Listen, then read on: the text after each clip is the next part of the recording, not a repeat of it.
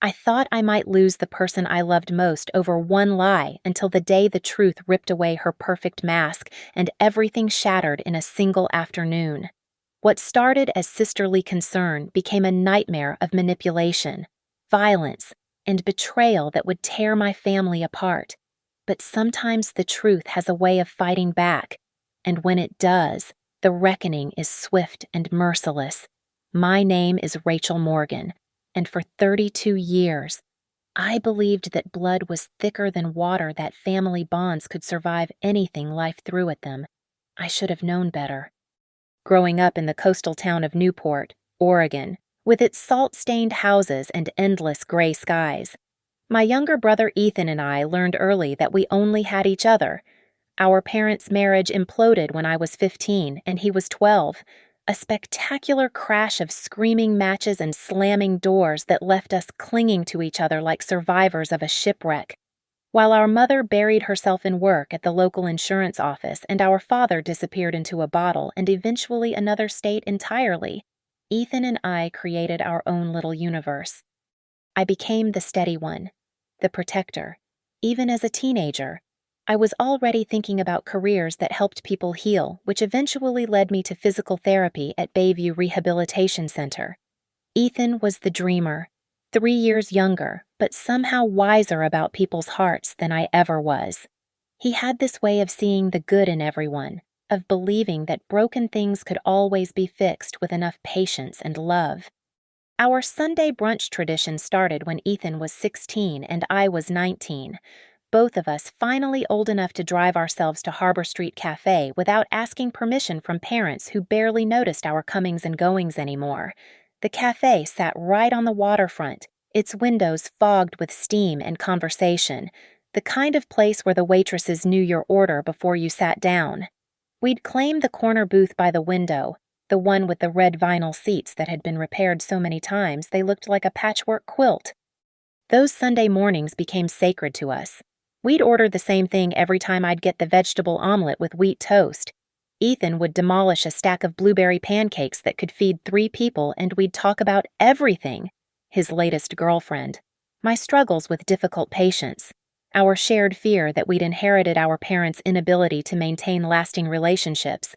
But mostly, we'd just be present with each other in a way that felt increasingly rare in our fractured world. It was during one of those Sunday brunches, when the rain was drumming against the windows and the cafe smelled like bacon and possibility, that we made our pact. Ethan was 21 then, fresh out of community college and full of grand plans for his future in graphic design. I was struggling through my first year at the rehabilitation center, learning that helping people heal their bodies was infinitely more complex than any textbook had prepared me for. "Promise me something," Ethan said suddenly, setting down his fork and looking at me with those serious, dark eyes that reminded me so much of our father before the drinking took him. "Promise we'll always tell each other the truth, even when it hurts, especially when it hurts." I reached across the table and gripped his hand, still sticky from syrup. "Always," I said. "No matter what." "No matter what," he echoed. That promise became our anchor. Through my messy breakup with David, the guy who turned out to be married, through Ethan's quarter-life crisis when he dropped out of his first real job after 3 weeks, through our mother's second divorce and our father's sporadic, guilt-laden phone calls that left us both feeling hollowed out. We told each other everything. When I was 28 and discovered my supervisor at work was stealing from patient accounts, Ethan was the first person I called, even before the authorities. When he was 25 and realized he was deeply in debt from trying to impress a girl who wasn't worth it, I was the one who helped him create a payment plan and held his hand through the shame. For years, it felt like we were unbreakable. Every Sunday at Harbor Street Cafe, every late-night phone call when one of us couldn't sleep, every shared holiday when our parents were too busy with their own drama to remember they had children, it all reinforced my belief that Ethan and I would always have each other's backs. The cafe became our second home, the waitresses our chosen family. Martha, who'd been working there since before we were born, would sometimes slip us extra bacon or a free slice of pie when she thought we looked particularly worn down. The owner, Joe, learned our names and would save our booth even during the busy tourist season. Looking back now, I realize those Sunday brunches were the last truly innocent moments we'd have together, sitting in that corner booth, believing that honesty and love were enough to protect us from the world's cruelties. We had no idea that someone was already circling our little sanctuary, planning to tear it apart from the inside. But that knowledge was still months away. For now, we were just Rachel and Ethan Morgan, two kids who'd survived their childhood and built something beautiful from the wreckage. It was a Tuesday in March when Ethan called me at work, his voice bubbling with an excitement I hadn't heard since he'd landed his first freelance design contract. I was between patients, stretching my own tired shoulders after helping Mrs. Patterson work through her post-surgery recovery, when my phone buzzed.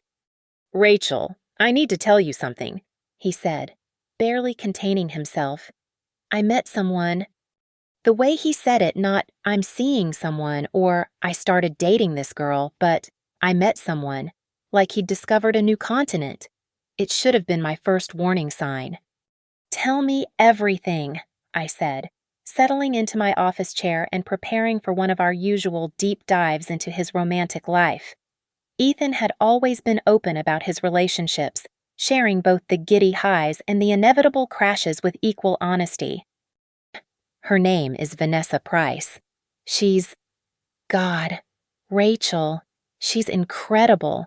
She runs her own online fashion brand she's this brilliant businesswoman who started from nothing and built this whole empire, and she's beautiful, but not just pretty.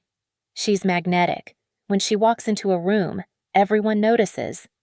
I smiled, genuinely happy to hear the joy in his voice. It had been almost a year since his last serious relationship ended, and I'd been worried he was closing himself off. "How did you meet her?"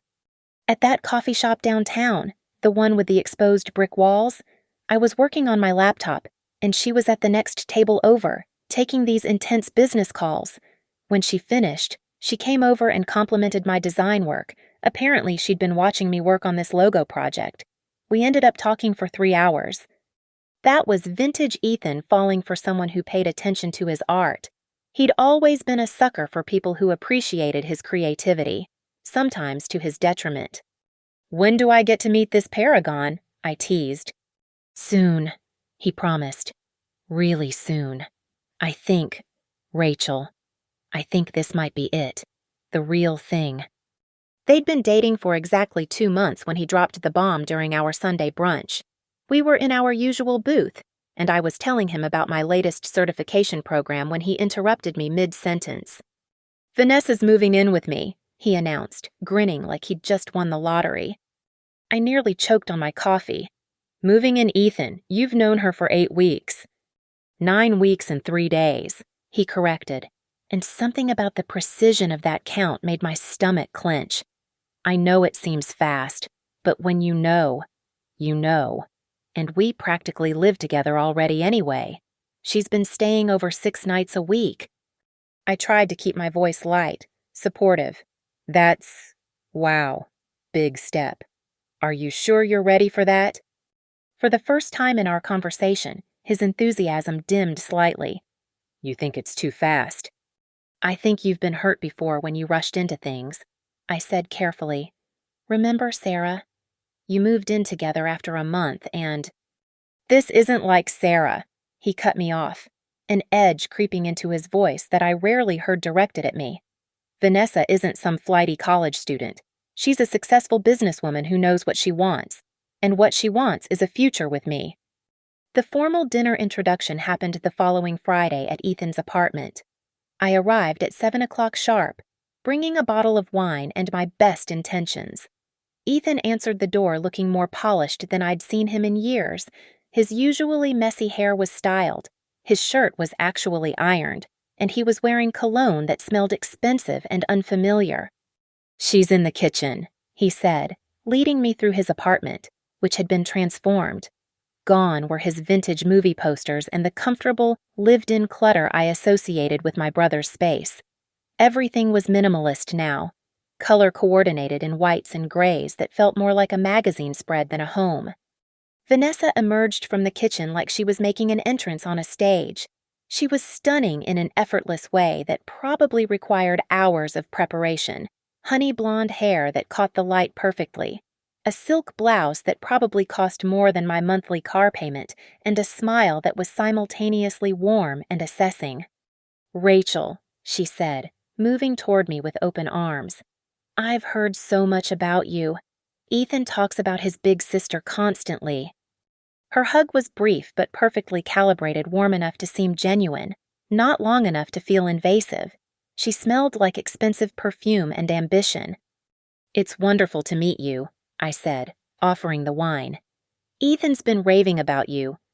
"Oh, you shouldn't have," she said, examining the label with what looked like approval. "Though this will pair beautifully with the salmon. I hope you like salmon. Ethan mentioned you're very health conscious." I didn't remember ever discussing my eating habits with my brother in those terms, but I nodded. "Salmon sounds perfect."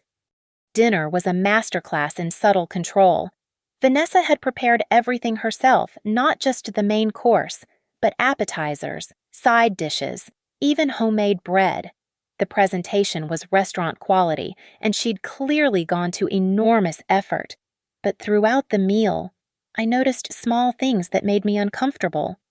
When Ethan started telling a story about a disastrous camping trip we'd taken as kids, Vanessa gently interrupted to help him tell it better, correcting details and steering the narrative in a different direction.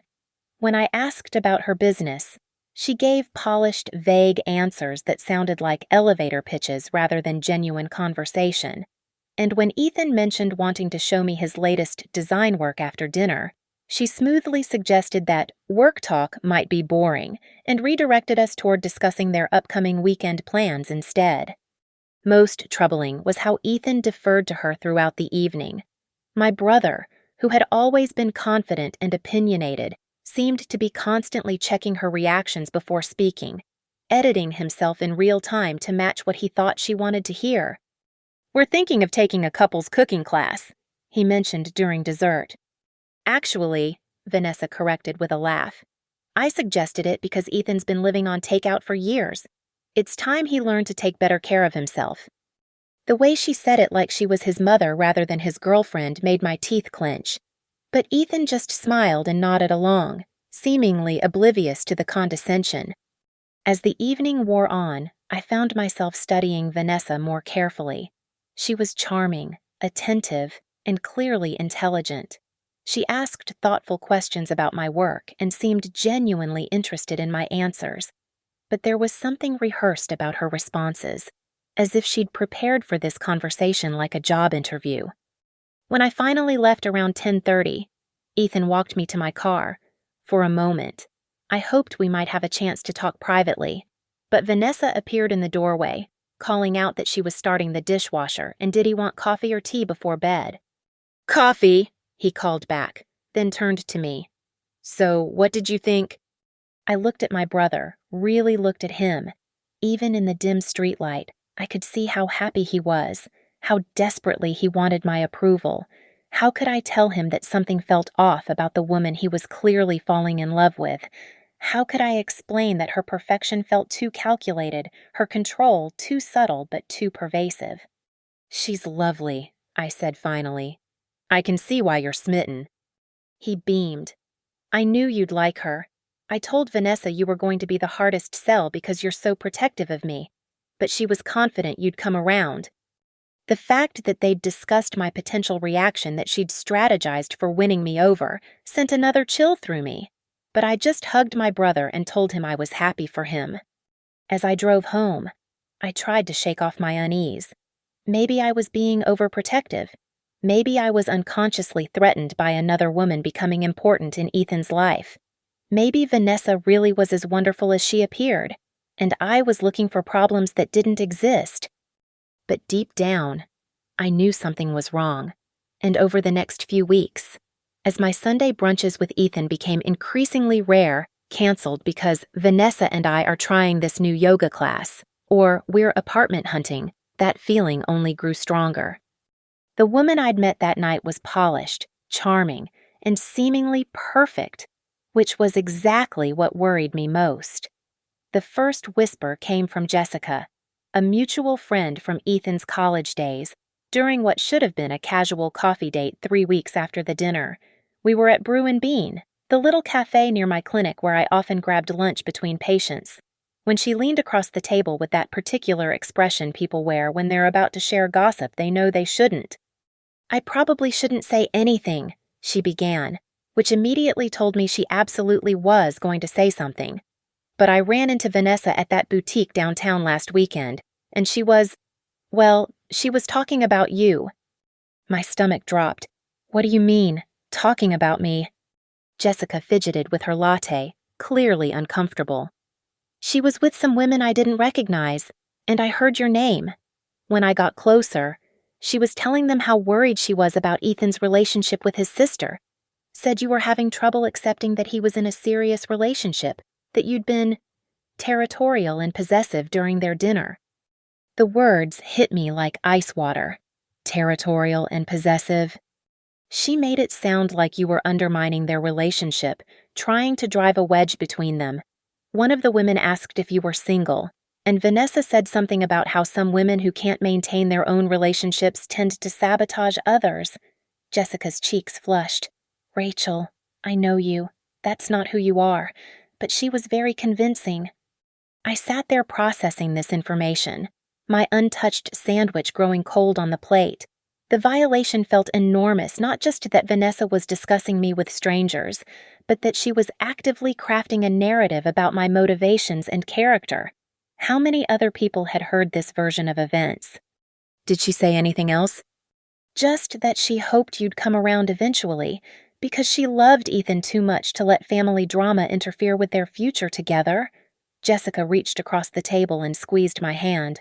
"I'm only telling you because I thought you should know, and because it didn't sound like the Rachel I know at all." That afternoon, I called Ethan. I'd been trying to respect the space he seemed to need, limiting myself to brief texts and the occasional phone call, but this felt too important to ignore. "Hey, stranger," he said when he answered, but his tone was cooler than usual. "What's up?" "I was hoping we could grab dinner sometime this week. Just the two of us. It's been too long since we really talked." There was a pause. "This week is pretty packed. Vanessa and I are looking at wedding venues, and she's got this work event Thursday that I'm attending with her." Wedding venues. The words made my head spin. "Wedding venues, Ethan. You've been together for 4 months. 5 months, he corrected sharply. "And I don't see how the timeline is any of your business. Rachel." The hostility in his voice was like a slap. This wasn't my brother, not the Ethan who'd called me crying when our father forgot his birthday, not the one who'd held my hand through my worst breakup. This was someone else wearing his voice. "Of course it's my business. You're my brother. I care about you." "Do you? Because lately it feels like you care more about judging my choices than supporting them." I closed my eyes, trying to stay calm. When have I ever judged your choices? When have I been anything but supportive? "Vanessa told me about your conversation with Jessica Martinez." My blood turned to ice. "What conversation?" "Don't play dumb. Rachel, Jessica told her friend Monica about running into you at some coffee shop, how you were pumping her for information about Vanessa and me, how you seemed obsessed with finding problems in our relationship." The manipulation was breathtaking in its audacity. Vanessa had somehow twisted Jessica's attempt to warn me into evidence of my supposed interference. Worse, she'd created a game of telephone that made me look like the aggressor. "Ethan, that's not what happened at all." Jessica approached me because she was concerned about what? About me being happy, about me finally finding someone who wants to build a life with me. His voice was rising now, and I could hear Vanessa's influence in every word. "Face it, Rachel. You've gotten so used to being the most important woman in my life that you can't handle sharing that role." The accusation hit me like a physical blow. "That's not true." "Isn't it? When's the last time you dated anyone seriously? When's the last time you brought someone to our Sunday brunches? Maybe if you focused on your own love life instead of sabotaging mine, you'd understand what I'm going through." I was quiet for a long moment, absorbing the cruelty of his words. This wasn't just anger. This was a systematic dismantling of our relationship, and the language felt too polished, too calculated to be entirely his own. "I miss my brother," I said finally, my voice barely above a whisper. "I'm right here. Rachel, I'm just not the same person who needed his big sister to fight his battles anymore. Maybe it's time you accepted that." He hung up before I could respond. Over the next few weeks, the changes in Ethan became impossible to ignore. He stopped responding to my texts entirely, and when he did answer my calls, the conversations were stilted and brief. Our Sunday brunches became a thing of the past. Without any formal announcement, he simply stopped showing up, stopped suggesting alternatives. When I saw him at our cousin's birthday party in late June, the transformation was complete and startling. Gone were his usual vintage band t-shirts and worn jeans. Instead, he was dressed in crisp khakis and a polo shirt that screamed expensive minimalism. His hair was shorter, styled in a way that looked professional but somehow stripped of personality. Even his posture was different, straighter, more controlled. But it was more than just his appearance.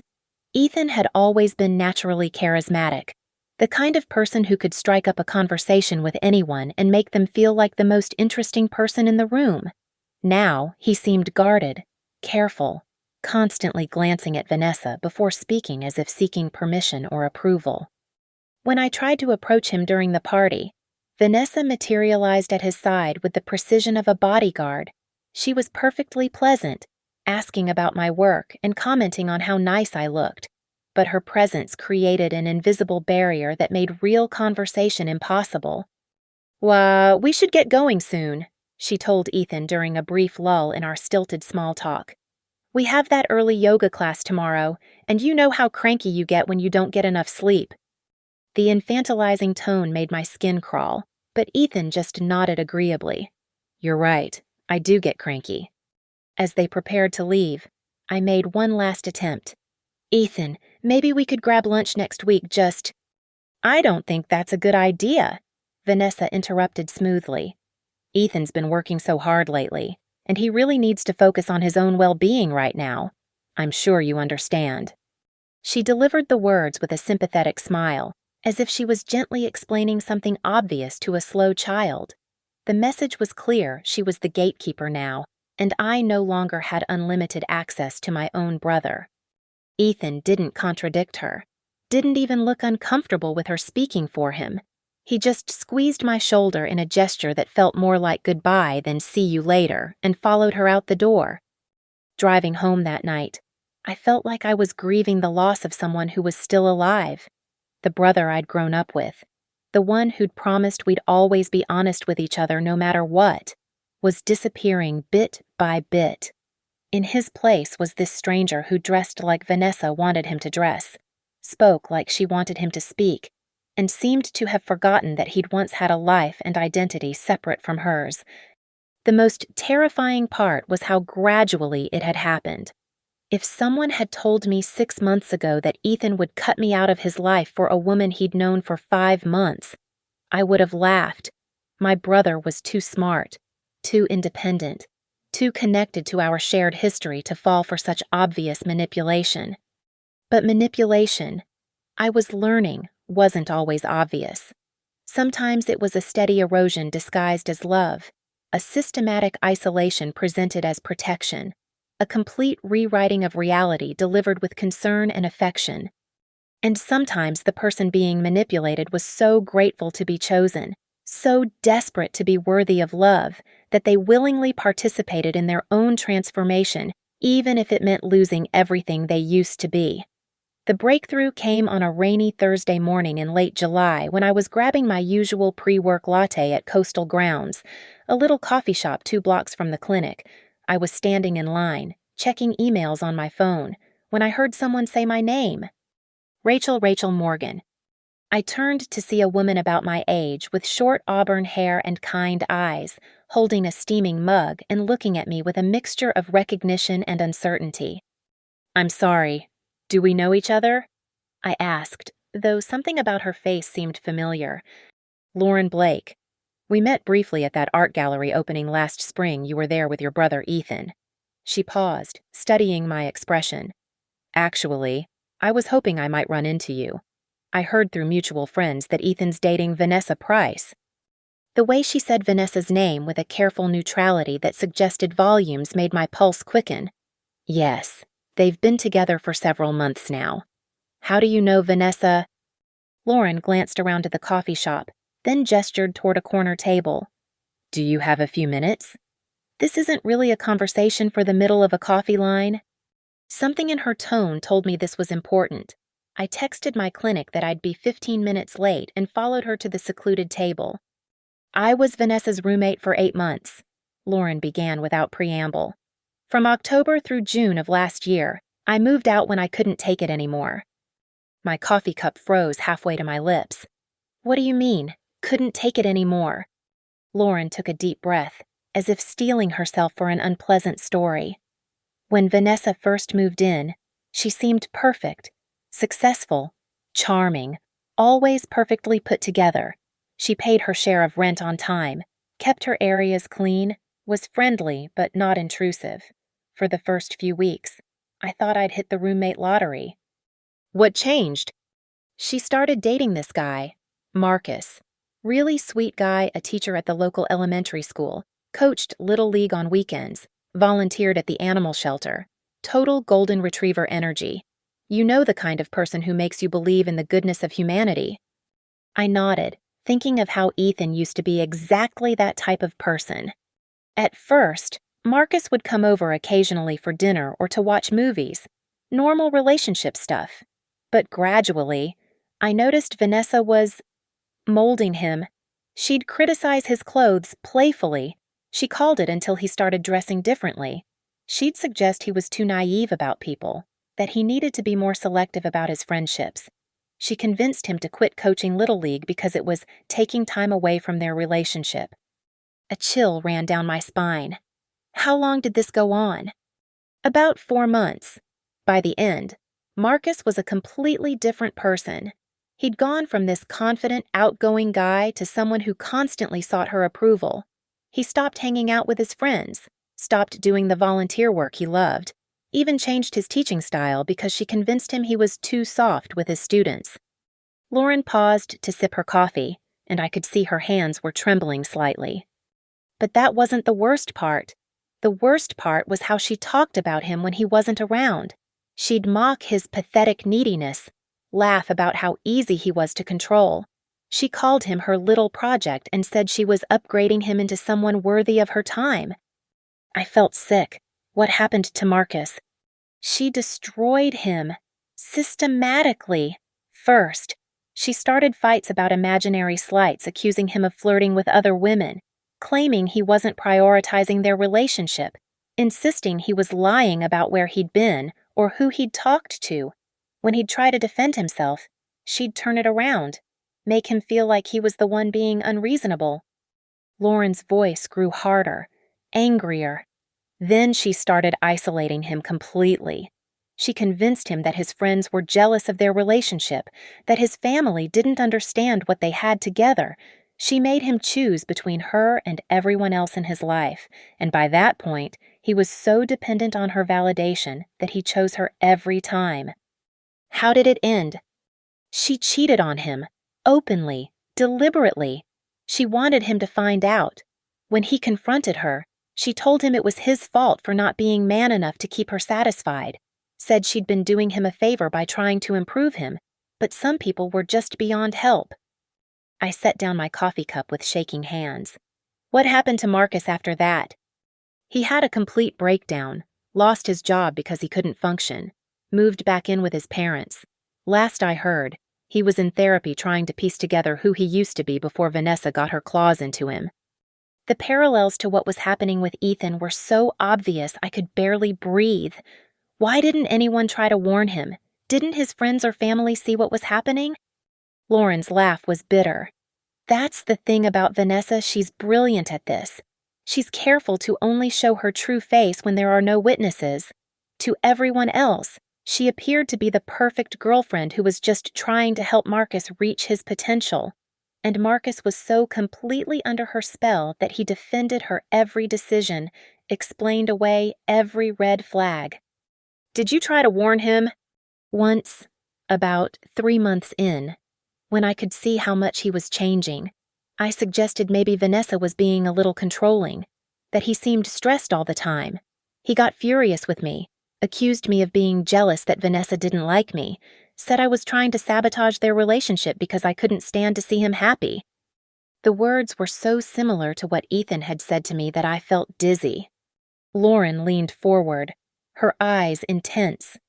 "Rachel, I need you to understand something. Vanessa didn't just break up with Marcus. She dismantled him piece by piece because she enjoyed it.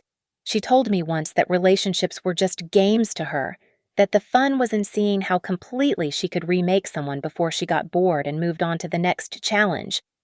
She said that directly.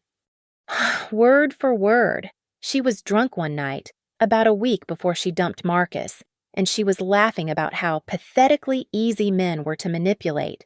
She said the key was making them feel like they were lucky to be with her, then slowly taking away everything that made them who they were until they had nothing left but her approval to live for. I thought about Ethan's new clothes, his changed posture, the way he'd started speaking in Vanessa's vocabulary. Did she have a pattern? A specific method? Oh, she had a whole system. She'd start by love-bombing them constant attention, extravagant gestures, making them feel like they were the most special person in the world. Then she'd begin the criticism disguised as concern. "I only want what's best for you." "Your friends don't appreciate you the way I do." "Your family doesn't understand your potential like I do." Lauren counted off on her fingers.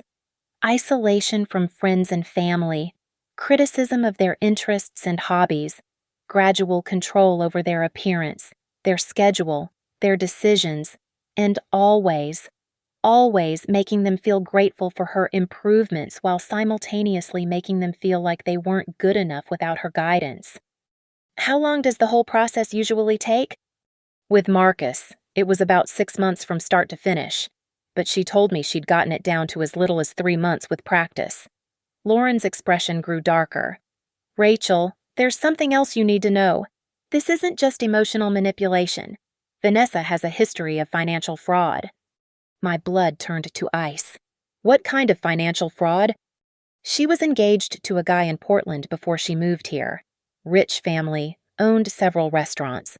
She convinced him to put her name on some of his business accounts, then systematically drained them over several months. When he finally discovered what she'd done, she'd already disappeared. He was too embarrassed to press charges, didn't want his family to know how completely she'd fooled him." "How do you know all this?" "Because she bragged about it, called it her retirement fund, and said the guy deserved it for being stupid enough to trust her. She had the whole thing planned from the beginning, meet a wealthy Mark, manipulate him into giving her access to his money, then vanish before he realized what had happened. I felt like I was going to be sick. Does Ethan have access to significant money?" "I don't know your brother's financial situation, but Vanessa always researches her targets carefully. She wouldn't waste time on someone who couldn't provide what she's looking for." We sat in silence for a moment while I processed everything Lauren had told me.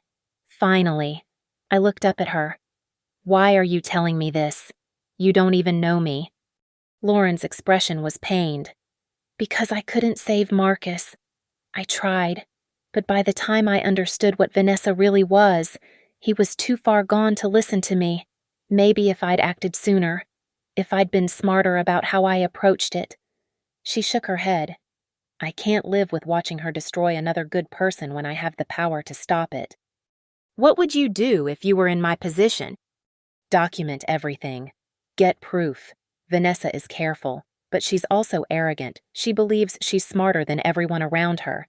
If you're patient and methodical, you'll find the evidence you need to show your brother who she really is." Lauren reached into her purse and pulled out a business card. "This is my contact information. If you need someone who understands what you're dealing with, someone who's seen Vanessa's true face, don't hesitate to call me." As I walked to my car, Lauren's words echoed in my mind. Document everything. Get proof. Show Ethan who she really is. For the first time in months, I had hope. And more importantly, I had a plan. The investigation consumed the next 3 weeks of my life. Every spare moment between patients, every lunch break, every evening after work was dedicated to uncovering the truth about Vanessa Price. What I discovered made Lauren's warnings seem almost quaint by comparison. I started with the basics: public records, social media, professional databases. Vanessa's online presence was immaculate, almost suspiciously so. Her LinkedIn profile showed a steady progression from marketing assistant to brand manager to business owner. But when I called the companies listed on her resume, half of them had no record of her employment. The other half confirmed she'd worked there, but only briefly, and several mentioned irregularities in her departure that they couldn't discuss due to legal concerns.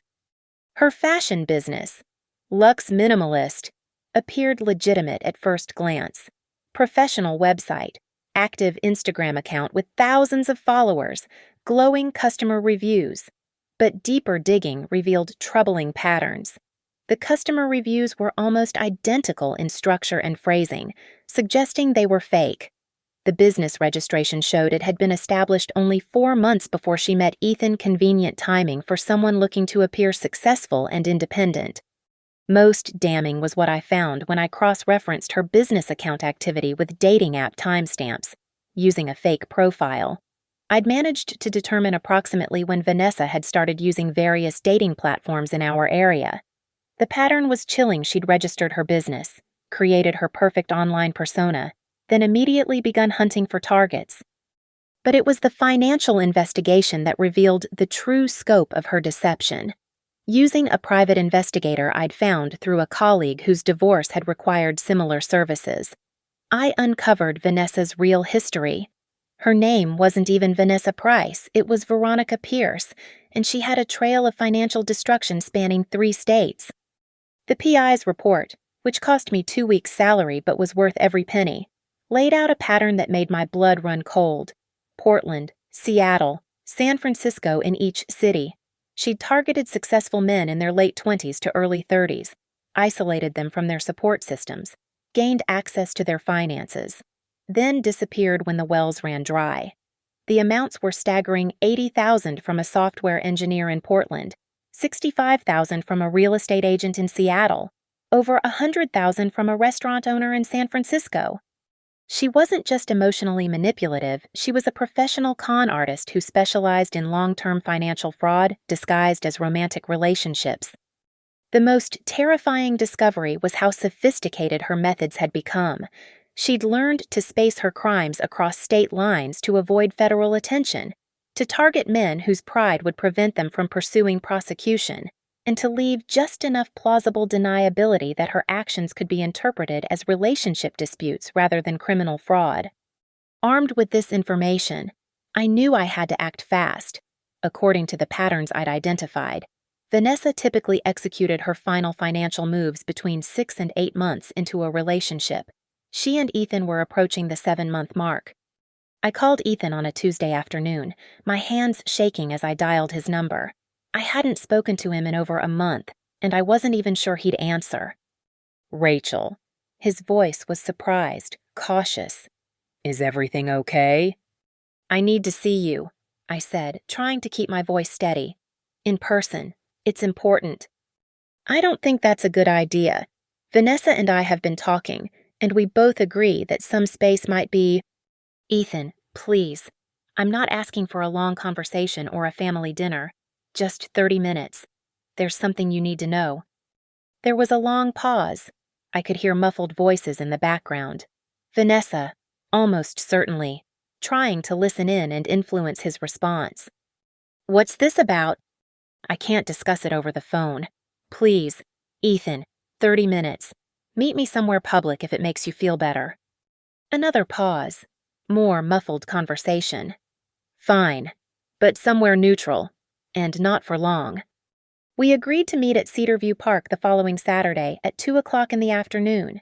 It was the same park where we'd played as children, where our mother used to take us to feed the ducks when our father's drinking got too bad and she needed to get us out of the house. I chose it deliberately, hoping that being in a place connected to our shared history might help him remember who he used to be before Vanessa rewrote his story. I spent the days leading up to our meeting organizing my evidence into a comprehensive presentation: bank records, employment verification letters, police reports from other states, photographs of documents, testimonials from Lauren and other victims I'd managed to track down through the private investigator. I had everything neatly organized in a manila folder that I'd labeled simply "The Truth About Vanessa." Saturday arrived gray and drizzly, typical Oregon weather that matched my mood perfectly. I arrived at the park 15 minutes early, choosing a picnic table near the playground where we used to swing as kids. The folder sat on the table in front of me like a bomb waiting to explode. At exactly 2 o'clock, I saw a figure approaching through the light rain, but it wasn't Ethan. It was Vanessa. She walked toward me with the same confident stride I remembered from our first meeting, but something was different in her expression. Gone was the carefully constructed warmth, the practiced charm. In its place was something calculating and cold that made my skin crawl. "Hello, Rachel," she said, settling onto the bench across from me without invitation. "I hope you don't mind, but Ethan was feeling a bit under the weather today. He asked me to come in his place." The lie was so transparent it was almost insulting. "Where is my brother, Vanessa?" "He's at home, resting. Poor thing has been so stressed lately, all this family drama has really taken a toll on him." She glanced at the folder on the table. "What's that?" "Information that Ethan needs to see." Vanessa's smile never wavered, but her eyes grew harder. "You know, Rachel, I've tried to be patient with you. I understand that it's difficult when a sibling enters a serious relationship. The dynamic changes, and that can be threatening for someone who's used to being the center of attention. This isn't about sibling rivalry, and you know it." "Isn't it?" She leaned forward slightly, her voice taking on a tone of false concern. "Let's be honest about what's really happening here. You're a single woman in her 30s. No serious relationships, no children, no real family except for your brother. Of course you're threatened by the idea of him building a life with someone else." The casual cruelty of her words was breathtaking, but I forced myself to stay calm. "I know who you really are, Veronica." For just a moment, her mask slipped. The surprise in her eyes was genuine, quickly replaced by something much more dangerous. "I'm sorry, who?" "Veronica Pierce, Portland, Seattle, San Francisco, Marcus Thompson, David Liu, Jeffrey Brennan. Should I continue?" She was quiet for a long moment, studying me with the same intensity a scientist might use to examine an interesting specimen. When she finally spoke, her voice had lost all pretense of warmth. "You've been busy." "Not as busy as you have been. 80,000, 65,000, 112,000. Those are just the amounts I could verify." Vanessa laughed, a sound completely devoid of humor. "You think you're very clever, don't you? Playing detective, digging up ancient history. Tell me, Rachel, what exactly do you think you're going to accomplish with this little folder of yours?" "I'm going to show Ethan who you really are." "Are you?" She reached across the table and placed her manicured hand on the folder. "And how do you think that conversation will go? Your brother, who hasn't spoken to you in weeks because you've been so obviously jealous and controlling, suddenly supposed to believe that his loving fiancée is some kind of criminal mastermind." The word fiancé hit me like a physical blow. "You're engaged." "As of last week. Beautiful ring. Don't you think?" She held up her left hand, showing off a diamond that probably cost more than my car. "He proposed at that little restaurant where we had our first date. So romantic." "He's never bought jewelry that expensive in his life. Where did he get the money?" "Oh, that's the beautiful thing about love, Rachel. It makes people want to be generous. Ethan has been so grateful for everything I've brought to his life, the confidence, the direction, the purpose. He wanted to show his appreciation." "You mean you convinced him to drain his savings account?" "I mean, he made a mature decision about investing in our future together." Her smile turned predatory. Which brings me to why I'm here instead of him. You see, Ethan told me about your little meeting request, and I realized we needed to have a conversation first. Woman to woman. She leaned back, completely relaxed now, as if we were discussing the weather. Here's what's going to happen. You're going to take your little folder of conspiracy theories and go home. You're going to stop harassing my fiancé with your paranoid delusions, and you're going to accept that Ethan has chosen his new family over his old one. And if I don't? Vanessa's expression didn't change, but something in her eyes went completely dead. Then you'll discover that I'm much better at this game than you are. Before I could respond, she lunged across the table and grabbed for the folder. The struggle over the folder lasted only seconds, but it felt like an eternity. Vanessa's perfectly manicured nails clawed at the manila envelope while I gripped it desperately, the papers inside crinkling under the pressure. Her mask had completely fallen away now, revealing something feral and vicious that made my blood freeze. "Give it to me," she hissed, her voice barely recognizable as the polished woman who'd charmed my brother. "You have no idea what you're messing with." "Let go!" I yanked the folder back, stumbling slightly as she released her grip. That's when she changed tactics. Her expression shifted so quickly it was like watching someone flip a switch. The rage disappeared, replaced by something far more terrifying, calculated coldness. "You know what? Rachel, keep your little folder. It doesn't matter." She stood up, smoothing down her jacket with deliberate precision. "Because I'm pregnant." The words hit me like a sledgehammer to the chest. "What?" "6 weeks along. We found out yesterday morning." Her smile was triumphant, predatory. "Ethan is over the moon. He's already talking about converting his home office into a nursery, about how he wants to be the kind of father he never had." I stared at her, my mind reeling.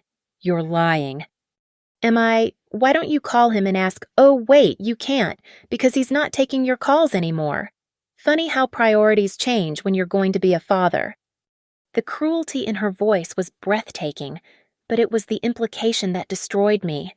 If she was pregnant or if Ethan believed she was, then everything changed. My brother, who'd grown up without a stable father figure, would never abandon a child. He'd marry her, give her access to everything he had, and by the time he realized what she really was, it would be too late. "Even if that's true," I managed, my voice shaking, "it doesn't change what you are. It doesn't change what you've done to other people." "But it changes what I can do to you." She leaned closer, her voice dropping to barely above a whisper. "You see, Rachel, I've already told Ethan how concerned I am about your mental health, how you've been harassing me, showing up places I frequent, calling my former employers with wild accusations, how you seem to be having some kind of breakdown related to your inability to accept his relationship." The blood drained from my face as I realized what she was doing. "No one will believe that." "Ooh, won't they? A lonely single woman, increasingly isolated, becoming obsessed with her brother's girlfriend out of jealousy and desperation? It's practically a textbook case." Her eyes glittered with malicious satisfaction. "I've been very careful to document everything. You know, screenshots of your social media activity, witness statements from people who've seen you coincidentally showing up at places where Ethan and I spend time. I've never stalked you." "Oh, haven't you? What would you call hiring a private investigator to dig into my past? What would you call today's meeting, where you've clearly compiled some kind of dossier on me?" She gestured at the folder in my hands. "Face it, Rachel. Even if everything in that folder were true, which it isn't, who's going to believe the paranoid sister over the pregnant fiancé?" The worst part was that she was right. She'd been planning this conversation, this moment, probably for weeks. While I'd been focused on gathering evidence of her crimes, she'd been constructing an alternative narrative that painted me as the unstable aggressor. "Now," she continued, her voice taking on a mock reasonable tone, "I'm willing to be generous. Ethan loves you, despite everything, and I don't want to be the reason you lose your relationship with him completely. So, here's what's going to happen." She pulled out her phone and opened what looked like a voice recording app. "You're going to apologize for your behavior. You're going to admit that you've been struggling with jealousy and that you may have said some things that weren't true because you were desperate to break us up. And you're going to promise to get help and stay away from our family until you've worked through your issues." "I'm not doing any of that." "Then you'll never see your brother again." Her thumb hovered over the record button. "And more importantly, you'll never see your niece or nephew, because I'll make sure Ethan understands exactly how dangerous you are to our child." The threat hung in the air between us like poison. I looked at Vanessa, really looked at her, and saw exactly what Lauren had tried to warn me about. This wasn't just manipulation or even fraud. This was someone who genuinely enjoyed causing pain, who took pleasure in destroying other people's lives simply because she could. "You're sick," I whispered. "I'm practical. The world is full of weak people who want to be led. Rachel. I'm just better at recognizing that than most people." She shrugged. "Your brother needed someone to give his life direction and meaning. I provided that service. In return, he gives me financial security and social respectability. It's a fair trade." What happens when you get bored, when you've taken everything he has to give? That's not really your concern anymore, is it?" She stood up, shouldering her designer purse. "You have 48 hours to decide. Either record that apology and send it to me, or accept that you'll never be part of Ethan's life again. Choose wisely." She turned to leave, then paused. "Oh, and Rachel, if you try to contact Ethan directly or show up at his apartment, I'll call the police. I have plenty of documentation of your erratic behavior, and a pregnant woman feeling threatened by her partner's unstable sister, they'll take that very seriously." As she walked away, I sat frozen at the picnic table, the folder of evidence useless in my lap. Every move I'd made, she'd anticipated. Every piece of evidence I'd gathered, she'd already found a way to discredit. She'd turned my love for my brother into a weapon against me, and worst of all, she'd done it so skillfully that even I could see how convincing her version of events would sound to an outside observer. The rain was falling harder now, soaking through my jacket and making the papers in the folder damp and fragile. I thought about all the work I'd put into documenting her crimes, all the hope I'd had that the truth would be enough to save Ethan. But Vanessa was right about one thing. Truth was only as powerful as people's willingness to believe it. My phone buzzed with a text message.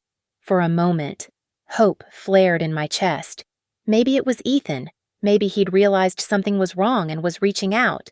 But when I looked at the screen, I saw it was from a number I didn't recognize. "Hope you enjoyed our little chat.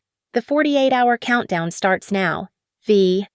I stared at the message, rain dripping from my hair onto my phone screen. She'd planned this entire encounter, from the location to the timing to the dramatic revelation about the pregnancy. She'd known exactly which emotional buttons to push, exactly how to back me into a corner where any move I made would look like proof of her narrative. But as I sat there in the rain, something else began to grow alongside my despair. Anger, pure, burning rage at the injustice of it all, at the way she'd turned my brother into a stranger and my love for him into evidence of my own instability. Vanessa thought she'd won. She thought she'd successfully isolated me and neutralized any threat I might pose to her plans, but she'd made one crucial mistake. She'd shown me her true face, and now I knew exactly what I was fighting. The war wasn't over. It had just begun. The breakthrough came from an unexpected source, a jogger named Michael Torres who'd been running through Cedar View Park every Saturday for the past 3 years. I found him through a stroke of pure luck when I returned to the park the following week, desperate to find anyone who might have witnessed what really happened during my confrontation with Vanessa. Michael was stretching by the same picnic table where she'd ambushed me, and when I approached him with my story, his eyes lit up with recognition. "Ooh, wait. You're talking about last Saturday around 2 o'clock. The blonde woman in the expensive jacket. He nodded vigorously. I remember that whole thing. Looked like she was attacking you over some kind of folder. My heart nearly stopped. You saw what happened. I was coming down the main trail when I noticed two women having what looked like a pretty intense argument. The blonde one was trying to grab something from you, and you were pulling away. Then, after she left, you just sat there in the rain for like 20 minutes looking devastated. Would you be willing to give a statement about what you saw? Michael's expression grew serious. Is this for something legal? Because, yeah, absolutely. That woman looked aggressive as hell. I actually slowed down my run because I was worried she might get physical with you. Getting Michael's statement was just the beginning. Detective Sarah Reeves from the Newport Police Department was initially skeptical when I walked into the station with my folder of evidence, but her attitude changed dramatically when I mentioned the pattern of financial fraud across multiple states. This kind of systematic long-term con isn't just relationship drama, she explained after reviewing my private investigator's report. If what you're saying is true, we're looking at wire fraud, identity theft, possibly racketeering. The FBI would be very interested in this. But it was the security footage that changed everything. The small grocery store across from Cedarview Park had upgraded their security system 6 months earlier, installing high-definition cameras that covered not just their parking lot, but a significant portion of the park's main walking area. When Detective Reeves pulled the footage from the previous Saturday, we watched in crystal-clear detail as Vanessa lunged across the picnic table and grabbed for my folder. Even more damning was what the camera captured after I left. For nearly 10 minutes after our confrontation, Vanessa stood by the picnic table making phone calls, her body language animated and aggressive. The final nail in her coffin came when the footage showed her deliberately messing up her own hair and tearing a small hole in her jacket, staging evidence to support whatever story she planned to tell Ethan about our encounter. She's been planning this for a while, Detective Reeves observed as we watched Vanessa's performance. This level of preparation suggests she's done this before. The investigation moved quickly from there. Detective Reeves contacted law enforcement in Portland, Seattle, and San Francisco, and within 48 hours, we had confirmation that Veronica Pierce was wanted for questioning in multiple fraud cases. More importantly, we discovered that her claims about being pregnant were just another lie. Medical records subpoenaed from her doctor showed no pregnancy test, no prenatal appointments, nothing to substantiate her story. The hardest part was figuring out how to get this information to Ethan without Vanessa intercepting it. She'd successfully isolated him so completely that calling him directly was impossible. She screened his calls, monitored his messages, and had convinced him that any contact from me was evidence of my deteriorating mental state. Detective Reeves came up with the solution. As part of their investigation into Vanessa's financial crimes, they needed to interview potential victims, including anyone who might have given her access to their money or accounts. Ethan would need to come to the police station to answer questions about his relationship with her. We'll present it as routine questioning, Detective Reeves explained, part of a larger investigation into financial fraud. She won't be able to object without raising suspicions, and once he's here, we can show him everything away from her influence. The call went out on a Thursday morning. Detective Reeves contacted Ethan directly at his workplace, explaining that the Newport Police Department was investigating a series of financial crimes and needed to speak with him about his relationship with Vanessa Price. The interview was scheduled for the following Monday at 10 o'clock in the morning. I spent the weekend in a state of nervous anticipation, alternating between hope and terror. What if Vanessa convinced Ethan not to go? What if she'd prepared him for this possibility and coached him on what to say? What if he was so deeply under her control that even overwhelming evidence wouldn't be enough to break through her programming? But Detective Reeves had been right about one thing: Vanessa couldn't object to a police investigation without raising red flags. When Monday morning arrived, Ethan showed up at the station alone, looking confused and worried but willing to cooperate. I waited in Detective Reeves' office while she conducted the initial interview, my hands shaking as I listened to the muffled voices through the thin walls. After what felt like hours but was probably only 30 minutes, the detective opened her door and gestured for me to join them. Ethan looked up as I entered the room. and the shock on his face was immediately replaced by anger. "What is she doing here? I told you I don't want to see her." "Mr. Morgan," Detective Reeves said calmly, "your sister isn't here as family. She's here as a witness in our investigation into Veronica Pierce." Veronica, who, Ethan's confusion was genuine. "I don't know anyone named Veronica. I'm here about Vanessa Price." "That's what we need to talk about." What followed was the most painful hour of my life. Detective Reeves methodically walked Ethan through the evidence, the false identity documents, the employment records that didn't match Vanessa's claims, the financial fraud charges from other states. She showed him photographs of the men Vanessa had victimized, their statements about her methods, the pattern of behavior that perfectly matched what was happening to him. But it was the security footage that finally broke through. As we watched Vanessa attack me, stage her own injuries, and then make those calculating phone calls, I saw something die in my brother's eyes. The love, the trust, the absolute faith he'd placed in her, it all crumbled as he watched the woman he'd planned to marry reveal her true nature. "The pregnancy," he whispered, his voice hollow. "She said she was pregnant with my child." "Medical records show no pregnancy," Detective Reeves said gently. "No tests, no appointments, no prenatal care. It was another manipulation tactic." Ethan buried his face in his hands, and for the first time in months, I saw my real brother not the controlled, polished version Vanessa had created, but the vulnerable man who'd trusted the wrong person with his heart. When he finally looked up, his eyes were filled with a rage I'd never seen before. "How much?"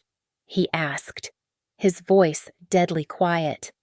"How much money did she steal from me?" Detective Reeves consulted her notes. "Based on what you've told us about the engagement ring, the joint account she convinced you to open, and the business investment she talked you into, we estimate approximately $45,000. The number hit him like a physical blow. $45,000, nearly his entire savings, accumulated over years of careful budgeting and planning for his future. "Where is she now?" he asked. "We're executing a warrant for her arrest this afternoon," Detective Reeves replied. "She'll be charged with fraud, identity theft, and assault. With her record across multiple states, she's looking at significant prison time." As if on cue, Detective Reeves's radio crackled to life. "Unit 7 to Detective Reeves. Suspect is in custody. Repeat, Veronica Pierce is in custody." I looked at my brother, sitting across from me in that sterile police interview room, and saw him truly clearly for the first time in months. The expensive clothes were gone, replaced by his old jeans and a faded t-shirt. His hair was messy again, unstyled and natural. But most importantly, his eyes were his own again, hurt and angry and betrayed, but undeniably, recognizably Ethan. "I'm sorry," he said suddenly, looking directly at me. "Rachel, I'm so sorry. She made me believe. God, the things I said to you." "It's okay," I whispered, reaching across the table to take his hand. "You're safe now. We're going to be okay." But even as I said the words, I knew they weren't entirely true. Vanessa was in custody, her lies exposed, her crimes documented. But the damage she'd done to Ethan's trust, to our relationship, to his faith in his own judgment, would take much longer to heal. For now, though, it was enough that she'd finally been stopped. The woman who'd thought she was too smart to be caught, too charming to be doubted, too perfect to be questioned, was sitting in a jail cell where she belonged. Justice, it turned out, was worth the wait. The arrest happened at 3:15 in the afternoon on a Tuesday that would forever be etched in my memory as the day justice finally caught up with Vanessa Price, or rather, Veronica Pierce. Detective Reeves called me from the station as I was finishing up with my last patient of the day, her voice carrying a satisfaction I'd never heard before. "We got her at the apartment she was sharing with your brother," she said. "She tried to run when she saw us coming up the stairs, made it exactly 3 steps before Officer Martinez tackled her in the hallway. I closed my eyes, feeling a wave of relief so intense it made me dizzy. How did she react? Like every other sociopath when they finally get caught, complete denial, then blame shifting, then trying to negotiate. She spent 20 minutes insisting this was all a misunderstanding, then another 20 claiming you'd manipulated the evidence because you were obsessed with her. When that didn't work, she offered to make a deal. What kind of deal? Return some of the money in exchange for reduced charges. Classic con artist move. They always think they can talk their way out of consequences right up until the cell door closes. But it was what happened next that gave me the closure I didn't even know I needed. As the arresting officers led Vanessa out of the apartment building in handcuffs, she spotted me standing across the street with Ethan.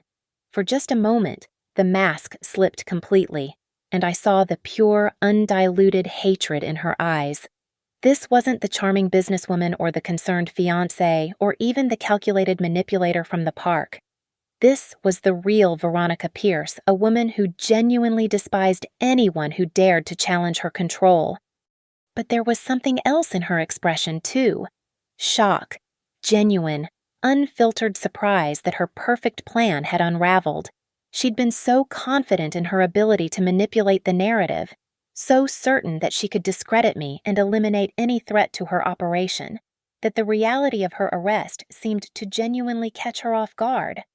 "You stupid bitch!" she screamed at me as the officers guided her toward the patrol car, her voice carrying across the street with startling clarity. "You have no idea what you've done. He was never going to leave me, never." Even in defeat, even facing years in prison, she couldn't resist one final attempt at psychological warfare, but her words had no power anymore. The spell was broken, the illusion shattered, and everyone could see exactly what she really was. Ethan stood beside me, watching the woman he'd planned to marry being loaded into the back of a police car, and I could feel him trembling, not with fear or sadness, but with a rage so deep and pure it was almost frightening.